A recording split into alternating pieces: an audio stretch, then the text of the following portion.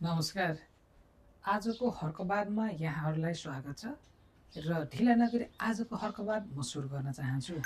अब यो देशमा सहकारी ठगहरूलाई आम माफी हुने भयो, किनकि राज्य कोषबाट पीडितहरूलाई पैसा दिइनेछ भनेर आदरणीय हाम्रो हर्क साम्पाङ सरले लेख्नुभएको छ। र यो विषयमा चाहिँ नेपाल सरकारले चाहिँ राज्य कोषबाट यो सहकारी पीडितहरूलाई चाहिँ तपाईँको पैसा रिटर्न गर्ने भनेर भनेको छैन। यो चाहिँ तपाईँको सहकारीको ऋण असुली गरेर मात्र पैसा फिर्ता गरिरहेको छ र गर्ने पनि त्यही भनेको छ। तर यो सांसद जस्तो मान्छेले चाहिँ समाज र देश भनाउनको लागि यस्तो अभाव फैलाइरहेछ कि यो नहुने कुरा सांसद जस्तो मान्छेले यस्तो फैलाइरहेको छ। र यस्तै गरी उहाँहरूलाई चाहिँ उहाँका शुभचिन्तकहरूले कस्तो माया गर्नुहुन्छ भनेर एकपटक हेरौँ। एउटा कमेन्ट पढौँ है त। बिहान बिहान फेरि कुकुरको गुसँग ग्रिन टी खाएछ कि क्या हो?